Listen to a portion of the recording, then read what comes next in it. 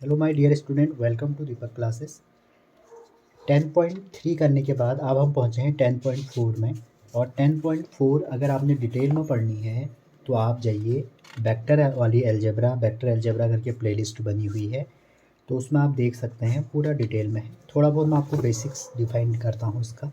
तो देखिए बच्चों, जो हमारा ये वाली एक्सरसाइज है, इसमें क्या होगा देखिए। अब जैसे कोई दो वेक्टर है आपका, मैंने ऑलरेडी बता दिया कि वेक्टरों का जब हम इंटू कर रहे हैं तो दो वेक्टर आ रहे हैं, स्केलर क्वांटिटी आ रही है, और उन्हीं को अगर ऐड कर रहे हो तो इंटू कर रहे हो तो वेक्टर क्वांटिटी आ रही है। तो जैसे मैं ए क्रॉस बी, अगर कोई दो वेक्टर को इंटू करता हूँ और जो हमारा आंसर आ रहा है वो अगेन हमारा वेक्टर आ रहा है, तो दैट मीन्स वो वेक्टर प्रोडक्ट है किसी दो वेक्टर का। ठीक है, अच्छा जी, आगे चलते हैं। जो ये n है, ये है जो यहाँ पर मैंने n लिखा है, ये आपका यूनिट नॉर्मल वेक्टर है। जो अगर आपका कोई वेक्टर n कैप जो है यहाँ पे, वो क्या है, unit unit vector perpendicular to a and b। ठीक है, अच्छा जी। अब यहाँ पर सेम वही कहानी जैसे मैंने आपको वहाँ बताया कि जैसे ए डॉट बी में हम, अगर ए डॉट बी हमारा जीरो आता था तो ए डॉट बी में हम क्या कहते थे कि जो हमारा वैल्यू है वो थीटा 90 है। ठीक है, यहाँ पर एक ध्यान ये रखिएगा, जो थीटा की वैल्यू है वो हमारी जीरो से लेके पाई के बीच में लाई करेगी। ठीक है, ये हमारी थीटा की वैल्यू है। अच्छा जी, अगर हमारा ए जीरो है या बी जीरो है, थीटा हमारा उस केस में डिफाइन नहीं है, तो हम कह सकते हैं ए डॉट बी जीरो हो गया। आगे जैसे हम इसमें चलेंगे सॉरी, तो यहाँ पर आप देखिए, अगर आपसे कोई आई क्रॉस आई पूछेगा या जे क्रॉस जे पूछेगा, के क्रॉस के पूछेगा, तो उसकी वैल्यू आ जाएगी जीरो, क्योंकि आई क्रॉस आई मतलब सेम वेक्टर, और सेम वेक्टर मतलब उनके बीच का एंगल कितना हो जाएगा पैरेलल में, जीरो। और साइन जीरो कितना होता है, जीरो। तो जीरो के केस में आई क्रॉस आई, जे क्रॉस जे, के क्रॉस के जीरो हो जाएगा। वहीं आई जे के अगर आपको इनका इंटू करना है तो कैसे करेंगे, देखिए अगर आई क्रॉस जे है तो आई क्रॉस जे है तो आपका के आ जाएगा। कैसे, आई से चलना है आपको ऐसे क्लॉकवाइज, आई जे तो आंसर के आ जाएगा। अगर मेरा आई इंटू के होता तो आता तो जे, लेकिन आप देखेंगे अगर ये बीच में आता है किसी दो के, ठीक है, जैसे हम आई से के की तरफ गए तो जे तो बीच में आ गया तो माइनस जे होगा। जैसे जे क्रॉस के है तो आपने शुरू किया जे से, तो करना शुरू ऐसे ही है, जे इंटू के, तो बीच में कोई नहीं आया तो आपका आई हो गया। जैसे कोई बीच में आता, जैसे अगर मैं कर देता जे क्रॉस आई कर देता, तो आप देखते जे रहा, के बीच में छूट गया, आई यहाँ आया तो माइनस के हो जाएगा। ठीक है, तो ऐसे आपको सारे करने हैं। अब बात आई इसकी फिजिकल सिग्निफिकेंस क्या है, तो फिजिकल सिग्निफिकेंस बच्चों इसका है एरिया ऑफ पैरेललोग्राम। ठीक है, एरिया ऑफ पैरेललोग्राम। ठीक, अगर कोई पैरेललोग्राम है आपके पास जिसके एडजेसेंट साइड ये ए है और ये बी है, और आपसे पूछा गया कि भैया इसके बीच में एंगल, कोई एंगल दे दिया, नहीं भी दिया जा सकता है, और आपसे पूछा कि इसका एंगल बताइए, नहीं इसका एरिया बताइए, तो इसका मतलब ये है, इसका जो एरिया होता है वो हमारा ए क्रॉस बी होता है। अगर आप इसको ड्राइव करेंगे इसके एरिया को, तो आपका क्या निकल के आ जाएगा, ये फॉर्मूला निकल के आ जाएगा। तो कोई पूछेगा ज्योमेट्रिकल मीनिंग कहाँ से आया ये फॉर्मूला, तो ये हमारा पैरेललोग्राम से आया। कैसे, देखिए जैसे ए है ना, ये आपका बी है, तो आप इसको जब ब्रेक करेंगे तो यहाँ पे क्या हो जाएगा, ये हो जाएगा इस साइड, ये जो परपेंडिकुलर डिस्टेंस हो जाएगी ये हो जाएगी बी साइन थीटा, और इधर हो जाएगा बी कॉस थीटा। ठीक है, तो जो हमारा एरिया हो जाएगा लेंथ इंटू ब्रेथ, तो ए इंटू बी साइन थीटा, तो ए बी साइन थीटा से हम क्या निकाल लेंगे, ए डॉट बी। अच्छा, यहीं से ही कई कई बार आपसे ये पूछ लिया जाता है कि एरिया ऑफ ट्रायंगल कितना होगा। तो अगर कभी आपको ऐसा क्वेश्चन बना तो आप ये देख सकते हैं कि पैरेललोग्राम में कितने ट्रायंगल जाएंगे। अगर आप देखें तो दो ट्रायंगल जा सकते हैं, तो इसका जो एरिया हो जाएगा इसका आधा कर देंगे तो हमारा क्या कहते हैं, ट्रायंगल का एरिया भी निकल जाएगा। बाकी जैसे हम ए डॉट बी में क्या करते थे, आपने देखा होगा, हम कहते थे कि a dot b equal to b dot a, क्योंकि ये कम्यूटेटिव है। लेकिन बच्चों यहाँ बिल्कुल नहीं कहोगे आप ऐसा, क्योंकि ये एंटी कम्यूट होता है, बीच में माइनस आ जाता है। ठीक है, अच्छा, आपने ए डॉट बी निकाला था, वहाँ आई का ऐसे इंटू किया, जे का जे से, के का के से। अगर यहाँ ए वेक्टर दिया है जैसे कि पी क्यू आर, ये आपका ए है, और वैसे आपका बी वेक्टर है A1i plus B1j plus C1k। तो यहाँ जो A क्रॉस B निकलता है वो निकलेगा आपका डिटर्मिनेंट के मेथड से आई जे के D over D x, sorry मैंने कुछ ज़्यादा ही यूज़ कर दिया, PQR और A1 B1 C1। ठीक है, जैसे आप डिटर्मिनेंट में करते हैं सेम आप हमेशा डिटर्मिनेंट में तो किसी से भी ओपन कर सकते हैं, इसमें आपको इसी के अबाउट ओपन करना पड़ेगा, पहली रो के अबाउट करना पड़ेगा। ठीक है, अच्छा कई बार ऐसा आ जाता है कि एक वेक्टर निकालो जो परपेंडिकुलर होगा दोनों वेक्टर के, तो अच्छा ऐसा वेक्टर जो दोनों के परपेंडिकुलर है तो हम इससे निकालते हैं उसको, क्योंकि अभी मैंने आपको बताया कि जो हमारा यूनिट वेक्टर है, जो हमारा ये एन कैप था वो क्या था, unit vector perpendicular to both, तो उसकी वैल्यू ये हो जाएगी। ठीक है, आगे ज़्यादा ही डिटेल में पढ़ना है आपको इसको, आप वेक्टर अलजेब्रा में जाइए वहाँ आप पढ़ सकते हैं। अच्छा जी, पहला क्वेश्चन से स्टार्ट करते हैं। तो पहला क्वेश्चन कह रहा है बच्चों A क्रॉस B निकालना है, उसका और A दिया है B दिया है। ठीक, तो आपको करना क्या है इस क्वेश्चन में, देखिए पहला क्वेश्चन है, A की वैल्यू दी है आपको i-7j प्लस 7k, और B दिया है आपको 3i-2j प्लस 2k, और आपसे कहा है A क्रॉस B, तो A क्रॉस B मतलब सीक्वेंस का बहुत ध्यान रखना है। यहाँ पे डिटर्मिनेंट बनाया, I लिखा, J लिखा, K लिखा, A है तो A के पहले लिखने हैं कोफिशिएंट। ठीक है, B लिखा तो B के पहले लिखने हैं। क्लियर हो गया यहाँ तक। अब आप देखिए जब आप इसको ओपन करेंगे आपको सिर्फ I पहली रो के अबाउट ही करना है, J के आगे आपको पता होगा सेकंड एलिमेंट के आगे माइनस लगाते हैं, तो ये लिख लिया। ठीक, तो I के सामने हटाया तो बचा क्या, -7 -2 7 2, J के आगे हटाया तो बचा 1 3 7 2, K के आगे हटाया तो 1 3 -7 -2। ठीक, क्रिस क्रॉस इनटू कीजिए और उसके बाद आंसर आ जाएगा। तो 7 -7 है, -7 2 जा कितना हो जाएगा 14 हो जाएगा। तो ये I जो हो जाएगा हमारा वो हो जाएगा -14, बीच में माइनस आएगा तो -14, माइनस J हो गया 2 हो गया और -21 हो गया, प्लस K है -2 हो गया माइनस के 21 हो गया। तो ये तो आपका 0 हो गया बच्चों। ठीक है, ये 0 हो गया, ये हो गया आपका 19J, माइनस आएगा बाहर प्लस हो जाएगा, माइनस से प्लस हो जाएगा, ये अगेन कितना हो गया 19K। तो ये हमारी किसकी वैल्यू हो गई, A क्रॉस B की। लेकिन आपसे क्या पूछा है, A क्रॉस B का मॉड, तो मॉड तो आपको निकालना अब आ गया होगा। तो A क्रॉस B हो जाएगा आपका √19 का स्क्वायर प्लस 19 का स्क्वायर, तो इसको सॉल्व करेंगे तो 19√2 आ जाएगा। ठीक, अच्छा अगला क्वेश्चन कह रहा है find the unit vector perpendicular to each A plus b और A माइनस बी। देखो आ गया ना ऐसा, आपसे कह रहा है कि एक ऐसा यूनिट वेक्टर बताओ जो इसके और इसके परपेंडिकुलर होगा। ठीक है, दोनों के होगा। ठीक है, तो मैंने आपको बताया था कि अगर दो वेक्टरों का जो परपेंडिकुलर होगा यूनिट वेक्टर, उसको हम कैसे निकालते हैं, A cross B over mod A mod B। नहीं गलत कह रहा हूँ मैं। ठीक है, ये गलत कहा मैंने, A cross B over A cross B का मॉड।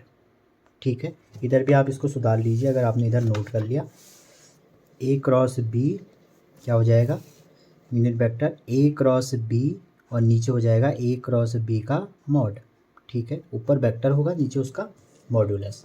तो जैसे आपको ऐसे कोई वेक्टर दिया रहेगा तो आप कैसे निकाल सकते हैं, देखिए A दिया है आपको 3i plus 2j plus 2k, और जो B है वो क्या दिया है आपको i plus 2j minus 2k, ये दो दिए हैं। अब आप यहाँ पे देखिए A प्लस बी निकाल लीजिए, तो A प्लस बी को मैं P मान लेता हूँ। ठीक है, तो कितना आ जाएगा, 3 में 1 जोड़ दो 4, i में i जोड़ते हैं, 2 में 2 जोड़ दो 4, k में k जोड़ दो 0, क्यों निकाल दो, A माइनस बी करना है। तो 3 में 1 घटाओ, 3 में घटाओगे 2, 2 में 2 घटाओ 0, और इसमें ये घटाओगे तो -4k।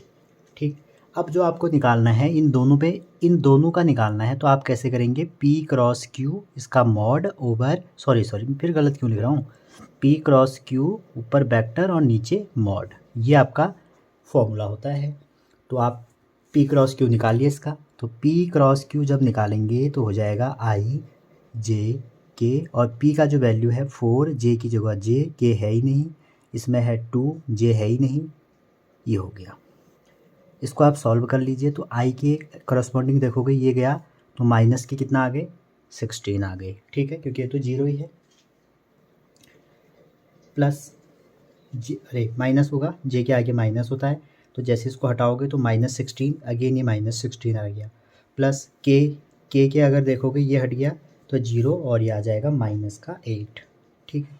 तो वेक्टर क्या हो जाएगा, -16i minus minus +16j -8k, ठीक है।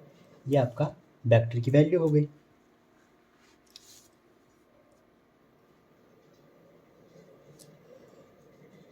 आई गया था -16, गलत हो रहा है। a प्लस बी करोगे आप तो आ जाएगा 4i + 4j, और a माइनस बी करोगे तो आ जाएगा 2i + 4k आएगा। ये माइनस करोगे प्लस आएगा, ये प्लस आएगा, ये प्लस आएगा, ये प्लस आएगा, ठीक है। ये प्लस आएगा, और जो आपका बीच वाला है, अब बीच वाला ये प्लस आ जाएगा तो ये माइनस आ जाएगा, ठीक है। तो अब इसका आप मॉड निकाल लीजिए, तो p क्रॉस q का जब मॉड निकालेंगे तो कितना हो जाएगा, 16 का स्क्वायर प्लस 16 का स्क्वायर प्लस 8 का स्क्वायर, तो 256 और 256, ठीक है। तो ये आ जाएगा आपका 256 बचा 8, तो अगर आप कॉमन ले तो यहाँ से 8 तो बचेगा 2 का स्क्वायर प्लस 2 का स्क्वायर प्लस 1, तो 9, 24 आ जाएगा, ठीक। तो इसका आंसर क्या हो जाएगा, p क्रॉस q की वैल्यू ये हो गई 16i -16j -8k / 24।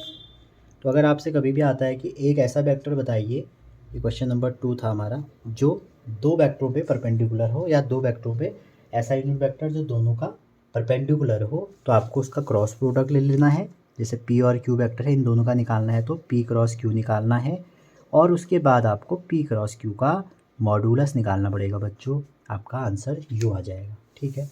चलिए अगला थर्ड क्वेश्चन कह रहा है, if unit vector A makes π/3 with I, मतलब एक्स एक्सिस, आई मतलब है यहाँ पे एक्स एक्सिस, अगर π/3 एक्स से बना रहा है, π/4 जे से बना रहा है, and acute angle theta with के, तो थीटा निकालिए और उसके बाद कंपोनेंट ऑफ ए निकालिए, ठीक है।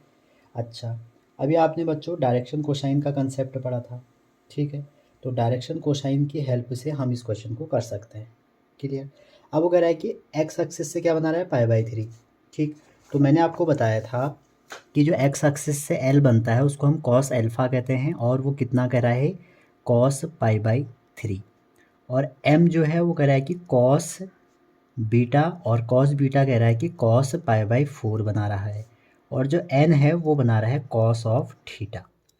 तो इसका मतलब हो गया कॉस π/3 कितना होता है आपका, कॉस π/3 होता है 1/2, तो एल वाला हो गया मेरा 1/2, एम जो है वो हो जाएगा मेरा 1/√2, ठीक है।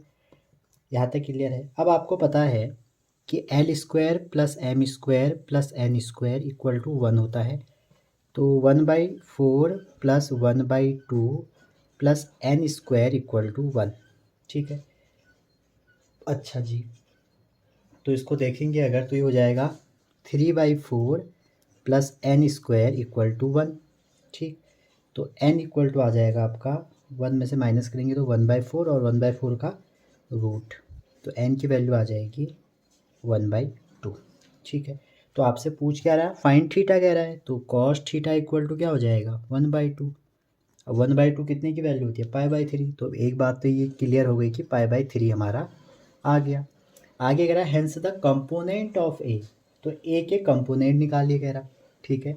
तो ए के कंपोनेंट क्या हो जाएंगे, 1/2 आई प्लस 1/√2j प्लस 1/2k, ठीक है। तो ये आपका ए की वैल्यू हो गई, ठीक है। इसने डायरेक्शन कोसाइन के टर्म में क्वेश्चन दे दिया था।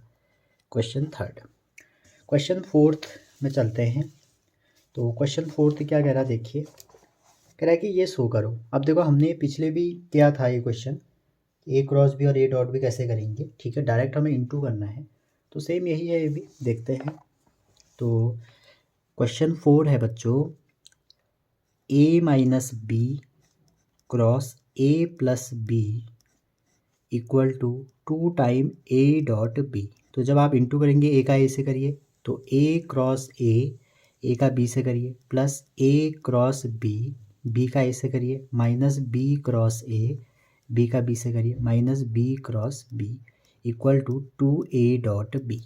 ये हो गया। अब आप देखिए जो ए क्रॉस ए है, यहाँ पे ए क्रॉस ए का मतलब क्या होता है, जीरो, ये भी जीरो।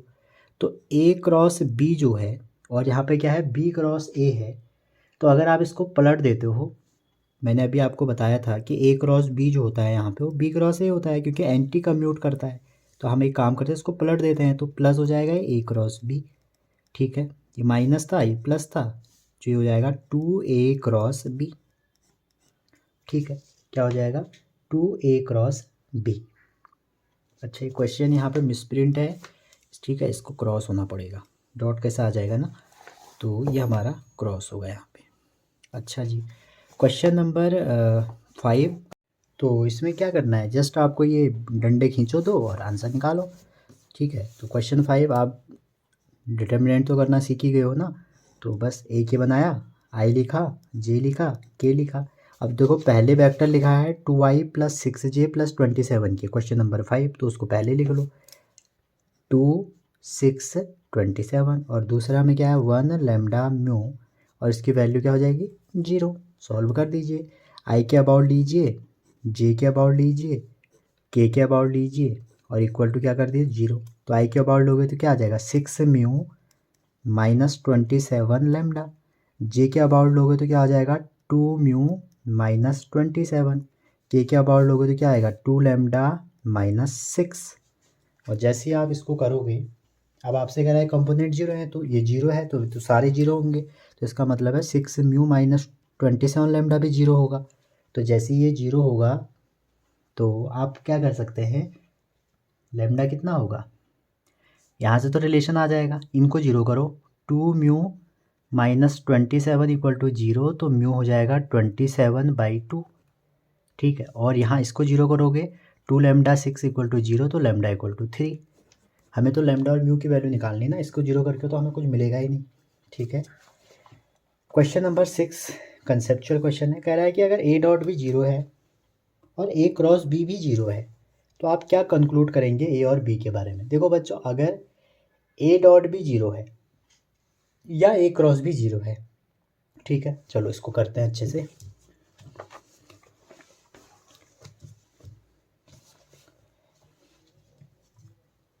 क्वेश्चन नंबर ये हमारा है 6। अब आप देखिए, अगर हमारा ए डॉट बी जीरो है सपोज, तो इसका मतलब ये है, पहली कंडीशन ये है कि इधर मॉड ए जीरो होगा या बी जीरो होगा, या ए परपेंडिकुलर बी के होगा। क्लियर है, यहाँ तक समझ गए। अगर ए क्रॉस बी जीरो होगा तो इसका मतलब ये हो गया, या तो इधर मॉड ए जीरो होगा, मॉड बी जीरो हो सकता है, या ए पैरेलल हो सकता है बी के। ठीक है, अब इन दोनों में देखो परपेंडिकुलर तो हो नहीं सकता, क्योंकि एक बार में कोई वेक्टर एक समय में परपेंडिकुलर पैरेलल तो हो नहीं सकता। तो इन दोनों में से कुछ एक होगा, तो या तो ए का मॉड जीरो होगा या बी का जीरो होगा। समझ रहे हैं ना, क्योंकि दोनों के फॉर्मूले में ए डॉट बी में क्या आता है, ए डॉट बी में भी mod A mod B cos theta आता है। तो अगर इसे जीरो बना रहा है कोई आदमी, तो ये तीन ही लोग तो हैं, तो थीटा है तो 90 हो जाए, या ये दोनों जीरो हो जाए, या एक ही जीरो हो जाए दोनों में। ठीक है, तो अब ये परपेंडिकुलर पैरेलल तो हो नहीं सकता, अगर कोई ऐसे दो वेक्टरों का प्रोडक्ट जीरो आ रहा है, चाहे डॉट हो चाहे क्रॉस हो, तो वो ये तो हो नहीं सकते हैं ना, अलग अलग कंडीशन है, इन दोनों में से एक होगा, क्योंकि दोनों में कॉमन है। चलिए अगला क्वेश्चन 7 आप कर सकते हैं, इजीली है, ये डिस्ट्रीब्यूटिव प्रॉपर्टी है, एक बार लगा के देखिएगा।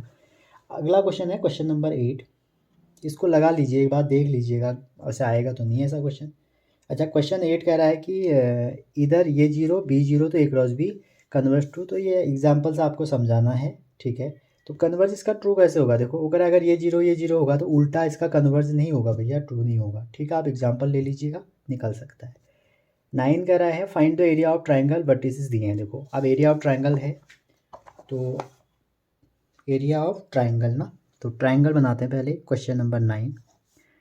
तो अब ये कैसा ट्राइंगल है मुझे नहीं पता, तो मैं इसको ऐसे ही बना देता हूँ। रेक्टेंगल होता तो बताते। 1 1 2, ठीक है। दूसरा हो गया 2 3 5, तीसरा हो गया 1 5 5। तो आपसे कह रहे हैं जो ये ट्राइंगल है जैसे कि ए बी सी है, तो तुमसे इसका एरिया निकाल, और मैंने आपको बताया कि ट्राइंगल का एरिया होता है ए क्रॉस बी का 2। कब? अगर ये वेक्टर ए है और ये वेक्टर बी है। ये ए है, बी है, मतलब आपको क्या निकालना पड़ेगा? ए के निकालना पड़ेगा, तो आप बी सी निकाल लीजिए। और एक आपको ए बी निकालना पड़ेगा या बी ए निकाल लीजिए। जो भी आएगा बी ए इंटू बी सी कर लीजिए, उसका मॉड निकालना, आधा कर लेना, ठीक है। ऐसे कर सकते हैं। अगर आप इसको ए यहाँ से दे रहे हो तो यहीं से दे दो ए बी सी करके, आपकी मर्जी है। तो वर्टिसेस लेने के आंसर में चेंज नहीं आएगा। अच्छा, मैं इस क्रॉस वाले नहीं कराऊंगा, आप करना, प्रैक्टिस हो जाएगी आपकी। अगला क्वेश्चन है आपका, find the area of parallelogram both side of ये और ये। अब इसमें तो दोनों साइड दे रखी है ना, तो इसमें साइड नहीं निकालनी है। तो इसका देखो पैरेललोग्राम है क्वेश्चन 10, मतलब एक ऐसे मान के चलो, ये ए दिया है, ये बी दिया है, तो ये पैरेललोग्राम है, तो ये भी बी होगा और ये ए होगा, ठीक है। तो जब हम इसका एरिया निकालेंगे तो क्या हो जाएगा? ए क्रॉस बी का मॉड, ठीक है। अच्छा, ये ए, इसको छोटा बना लो, ए क्रॉस बी का मॉड। ए क्रॉस बी आप इजीली निकाल सकते हैं, प्रैक्टिस करिए इसकी। आई माइनस जे प्लस 3 के, और बी दिया है आपको 2i माइनस 7j प्लस के। तो ए क्रॉस बी जब आप निकालेंगे तो क्या हो जाएगा? आई जे के 1 माइनस 1 3, 1 माइनस 7 1। मैथ्स वाले हो, डिटर्मिनेंट निकालना आता है, ठीक है। क्वेश्चन नंबर 11 सॉल्व करके आप आंसर बताइएगा। नहीं आएगा तो बता देना, करवा दूंगा, अगर नहीं आया तो ना। तो क्वेश्चन नंबर 11 है, let A and B such that mod भी दिया है, A cross B is a unit vector. अच्छा, तो कह रहा है कि angle between A and B बताइए। तो वैसे तो मैं आपसे कहूँगा कि एंगल के लिए आप ए डॉट बी ही लगाना, लेकिन जहाँ पर ए क्रॉस बी दिया ही होगा तो फिर आप वहाँ पे क्या कर सकते हो ना। तो आपसे कह रहा है मॉड ए दे रखा है आपको, मॉड ए 3 है, मॉड बी एनसीईआरटी रख लेना अपने पास, √2/3 है। और आपसे कह रहा है कि जो ए क्रॉस बी है ये हमारा यूनिट वेक्टर है, ठीक है। तो अब ये यूनिट वेक्टर होगा तो आपको पता होगा ए क्रॉस बी का जो मॉड होगा वो a b sine theta n cap होता है, इसका ये मॉड हो जाएगा, ठीक है। तो अब देखिए, इससे अगर अलग करेंगे तो मॉड ए की मॉड ए हो गया, मॉड बी हो गया, और हमारा ये साइन थीटा ये हो गया, एन कैप 1 हो जाएगा, ए क्रॉस बी हो गया, ये 1 आ गया, ठीक है। क्योंकि ये 1 दिया था ना हमें, तो ये पता रहता है A cross B equal to mod A mod B sine theta, तो हमने मॉड ले लिया पूरे का, ताकि एन कैप भी हट जाएगा। तो मॉड ए कितना दिया है? 3 दिया है, और ये कितना दिया है? √2/3, और साइन थीटा ऐसे ही रहने दो, 3 से 3 कट गए, तो 1/√2 इक्वल टू साइन थीटा, और थीटा कितना आ जाएगा? 45, मतलब π/4। अच्छा, लास्ट क्वेश्चन इस एक्सरसाइज का। क्वेश्चन कह रहा है कि जो एरिया ऑफ ट्राइंगल रेक्टेंगल है ए बी सी डी आपको दिया है, पोजीशन वेक्टर दिए हैं। अब ए बी सी डी के आपको पोजीशन वेक्टर दिए हैं, चलो इसको भी देखो। तो जैसे क्वेश्चन नंबर 12 है, एक रेक्टेंगल है, देखो आपको ये ए दिया है, ये आपको बी दिया है, सी दिया है, डी दिया है, ठीक है। इसके एक वेक्टर इसका दिया है, मान लो R1 ले लो, इसका एक R2 दिया है, इसका R3 दिया है, इसका R4 दिया है। आपसे कह रहा है कि एरिया क्या होगा। अब मुझे आप बताइए, रेक्टेंगल का एरिया क्या होता है? रेक्टेंगल का एरिया होता है लेंथ इंटू ब्रेथ, ठीक है। तो लेंथ इंटू ब्रेथ निकालने के लिए आप क्या करिए, एक इसको निकाल लीजिए, ठीक है। कैसे निकालोगे? R2 माइनस R1, मतलब एक ए बी निकाल लो, एक बी सी निकाल लो। बी सी कैसे निकालोगे? R3 minus R2। और लेंथ इंटू ब्रेथ कितना होता है? A b into b c कर लीजिए, और बाद में मॉड निकाल देना, ठीक है। अब देखिए इसमें जो हमारा ए के कोऑर्डिनेट हैं वो दिया है -i plus half J plus 4k, ये आपको ए का कोऑर्डिनेट दिया है, ठीक है। और अगर बी का कोऑर्डिनेट देखें, बी का दिया है आपको i plus half J plus 4k, और यहाँ पे देखें अगर ये दिया है आपको i minus half J plus 4k, ठीक है। मेरे इतने से काम हो जाएगा, मैं 3 ही लिख रहा हूँ। तो अगर मैं आपसे ए बी निकालूंगा हूँ तो आप माइनस करोगे, तो आई में से अगर -i हटाओगे तो कितना आ जाएगा? माइनस का प्लस हो जाएगा, तो 2i हो जाएगा, ठीक है। हाफ जे में से हाफ जे हटाओगे 0, 4 के 4 0, ठीक हो गया। वैसे बी सी निकालोगे, बी सी क्या है आई में से आई घटाओगे 0, माइनस हाफ में से माइनस ए करोगे तो माइनस माइनस ऐड हो जाएंगे और कितना आ जाएंगे माइनस के जे, ठीक है। हाफ हाफ 1 हो गए और के भी हमारा 0 हो गया। क्लियर है। अब देखो हमें क्या करना है, a b into b c. अब जरूरी जब बहुत छोटा हो ना बच्चों, a b into b c बहुत छोटा है तो आप क्या करो, देखो 2i इंटू माइनस जे है तो -2 तो कॉमन ले लो। आई क्रॉस जे आपको पता है, आई क्रॉस जे क्या होता है के, तो क्या हो जाएगा -2k। तो इसका मतलब है -2k का मॉड। तो आंसर कितना आ जाएगा 2 यूनिट, ठीक है। तो जब बहुत छोटा होता है तो आप डायरेक्ट प्रोडक्ट वाली थ्योरम लगाया करो इसमें, ठीक है। अच्छा, वैसे तो एक्सरसाइज ख़त्म हो गई है। आप यकीन नहीं करोगे कि आपने 12 क्वेश्चन 9-10 मिनट में कर दिए, ठीक है। अच्छी बात है आपने कर लिए। अच्छा, एक बहुत इंपॉर्टेंट क्वेश्चन है, मगर इसमें करवा दूँ आपको। क्वेश्चन ये है, वैसे तो मैं एनसीईआरटी करा रहा हूँ आपको, कोई हाई लेवल नहीं करा रहा हूँ। क्वेश्चन ये है बच्चों मिसलेनियस का कि राइट ऑल यूनिट वेक्टर इन एक्स वाई प्लेन, ठीक है। अब देखिए, मान लो एक्स एक्सिस है, ये वाई एक्सिस है और एक्स वाई प्लेन में हमको यूनिट वेक्टर चाहिए। मान लो ये वेक्टर पी है कोई, ठीक है। इसके कोऑर्डिनेट क्या हैं, एक्स और वाई है, ठीक है। और ये आर है, तो आर के जो हमारे वो हो जाएंगे एक्स आई प्लस वाई जी हो जाएंगे। अगर ये यूनिट प्लेन में हमारा वो है तो आपको पता होगा, अगर ये एंगल थीटा है, इसको अगर हम कंपोनेंट ब्रेक करें, क्योंकि इतनी डिस्टेंस कितनी है हमारी, ये एक्स है और इतनी डिस्टेंस हमारी क्या है, ये वाली, ये वाई है। तो अगर आप कंपोनेंट ब्रेक करेंगे तो एक्स इक्वल टू क्या होगा, आर कॉस थीटा, और वाई इक्वल टू क्या होगा, आर साइन थीटा, ठीक है। तो इसका मतलब ये हो गया, अगर आप इन दोनों को देखें, x square plus y square equal to r square बन रहा है। और ये किसकी इक्वेशन है, ये सर्कल की इक्वेशन है। तो सर्कल की इक्वेशन है तो थीटा कितना वेरी कर रहा है, तो इसमें जो थीटा है वो वेरी कर रहा है 0 से लेके 2π तक। सर्कल में 0 से 2π तक तो होता है, तो इसलिए हम इस यूनिट वेक्टर के रेडियस का एक सर्कल इसमें ड्रॉ कर देंगे।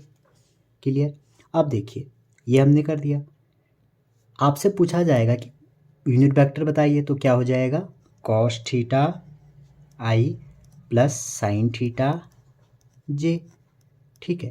क्योंकि मॉड आर कितना हो रहा है यहाँ पे, मॉड आर 1 हो जाएगा, ठीक है। ये एक्स क्या हो जाएगा, मॉड आर ही तो होगा यहाँ पे, तो मॉड आर आपका 1 हो जाएगा। तो आपका ये यूनिट वेक्टर की इक्वेशन हो गई एक्स वाई प्लेन में, ठीक है। ये आप जब फिजिक्स में वो करेंगे यूनिफॉर्म सर्कुलर मोशन, ये 26वां एग्जाम्पल था आपका, तो ये आपका बहुत बार यूज होता है, आप इसको कर सकते हैं, ठीक है।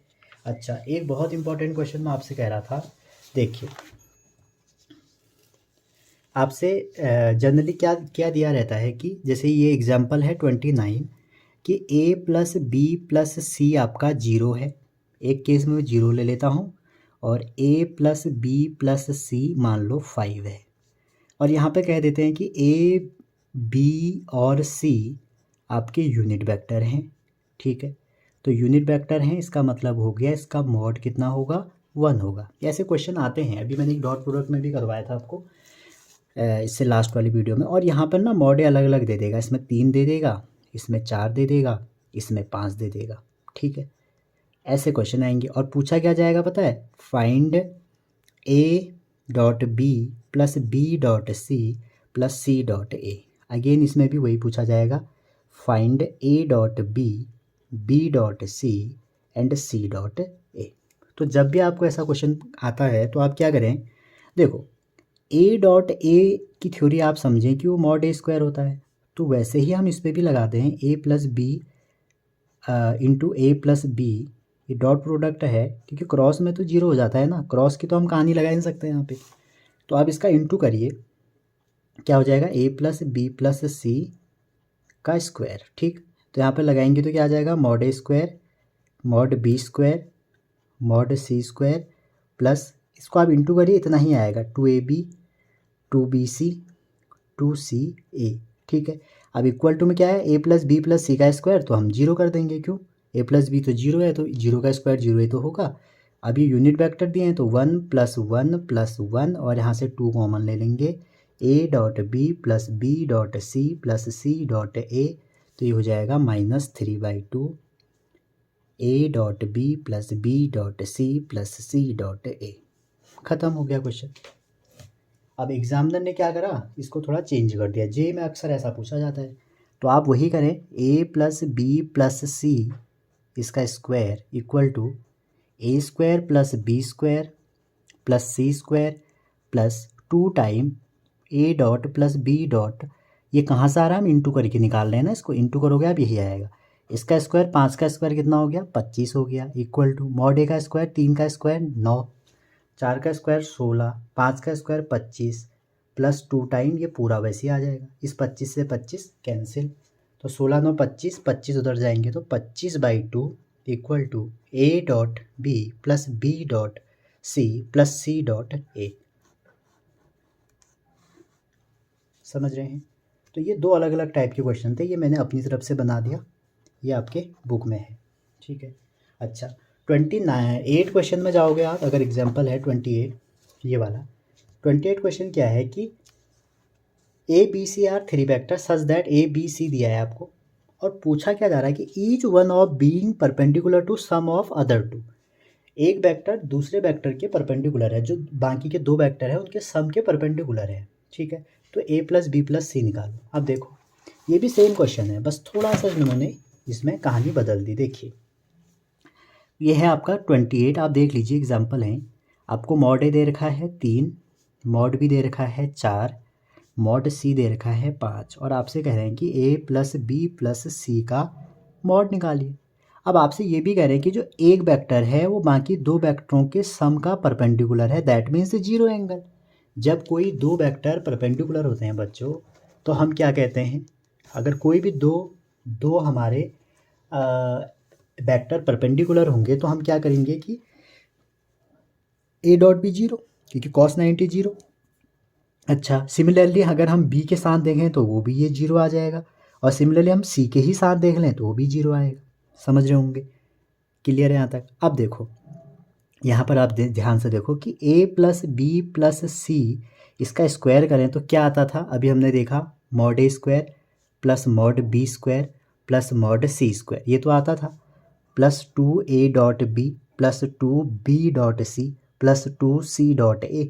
इसको अगर आप थोड़ा सा एडजस्ट करें इसको, तो अगर ध्यान से देखें, mod A square plus A dot B plus C, देखो ए डॉट बी एक यहाँ से निकल गया और एक ए डॉट सी यहाँ से निकल गया। ठीक है, एक ही लिया मैंने अभी, प्लस बी स्क्वायर ले लिया ये वाला, प्लस बी डॉट ए प्लस सी, तो मतलब बी डॉट ए यहाँ से कंप्लीट हो गए दो, और बी डॉट सी एक यहाँ से ले लिया, plus c square c dot ए प्लस बी, इसका मतलब मैंने एक सी डॉट ए यहाँ से ले लिया और एक यहाँ से ले लिया। तो आप इन दोनों फॉर्मों को ध्यान में रखिए कि हम ऐसे रीअरेंज कर सकते हैं, इसको हम ऐसे भी लिख सकते हैं, इसको हम ऐसे भी लिख सकते हैं। ठीक है, अब देखिए ये वाला टर्म ये वाला टर्म ये वाला टर्म जीरो, क्योंकि ये परपेंडिकुलर की कंडीशन है, तो बचा क्या, mod A square plus mod B square plus mod C square. तो आंसर आ जाएगा 9 + 16 + 25। ठीक है, और इधर क्या था, a प्लस बी प्लस सी का होल स्क्वायर। ठीक है, तो ये हो जाएगा टोटल 50, तो आंसर आ जाएगा a plus b plus c equal to √50। ठीक है, तो समझ लीजिए कि ये बहुत इंपॉर्टेंट क्वेश्चन है और सीबीएसई में डायरेक्ट पूछे जाते हैं। ठीक है, अच्छा जी, अब ये वाला क्वेश्चन आप कर सकते हैं 29, ये मैंने करवा दिया, एक बार आप इसको चेक करिएगा। ठीक है, ये वाला क्वेश्चन 30 वाला क्वेश्चन बहुत अच्छा क्वेश्चन है। कह रहा है कि if we reference the right handed system, जो हमारा डॉट प्रोडक्ट है बच्चों, इससे हम कोऑर्डिनेट सिस्टम भी बनाते हैं कि अगर एक्स की तरफ अपनी फिंगर रखें, वाई की तरफ अगर कर्ल करें, तो जेड एक्सिस जो है हमारा थंब बताएगा। तो डॉट प्रोडक्ट ही हमारा कोऑर्डिनेट सिस्टम की देन है। ठीक है, मतलब ये कह सकते हैं कि कोऑर्डिनेट सिस्टम हमारा राइट हैंडेड सिस्टम है, वो हम डॉट प्रोडक्ट से बनाते हैं। ठीक, अच्छा तो यहाँ पे देखिए आपको अल्फ़ा दिया है, बीटा दिया है, तो आपसे कह रहा है कि चलो इसको फिर कराएंगे, अभी रहने दीजिए। तो इसके बाद अब हमारी मिसलीनियस है, तो मिसलीनियस के साथ में कुछ इंपॉर्टेंट क्वेश्चन भी करा दूंगा जो आपके एग्ज़ाम में यूज़फुल रहेंगे। और आज के लिए इतना ही, मिलते हैं अगली वीडियो में। अगर आपको कुछ हेल्प मिल रही है चैनल से तो आप लाइक शेयर सब्सक्राइब करने में कंजूसी ना करें, दोस्तों को शेयर करें जो पढ़ने वाले हैं, और मिलते हैं बच्चों बहुत जल्दी एक नए टॉपिक के साथ। पहले हम मिसलिनियस करेंगे, अगर आपका कोई डाउट हो गया, कमेंट आया तो मैं उसको जल्दी सॉल्व करूँगा। उसके बाद फिर हम कोऑर्डिनेट ज्योमेट्री को बहुत प्यार से करने वाले हैं, ठीक है। चलो मिलते हैं नेक्स्ट क्लास में। Thank you.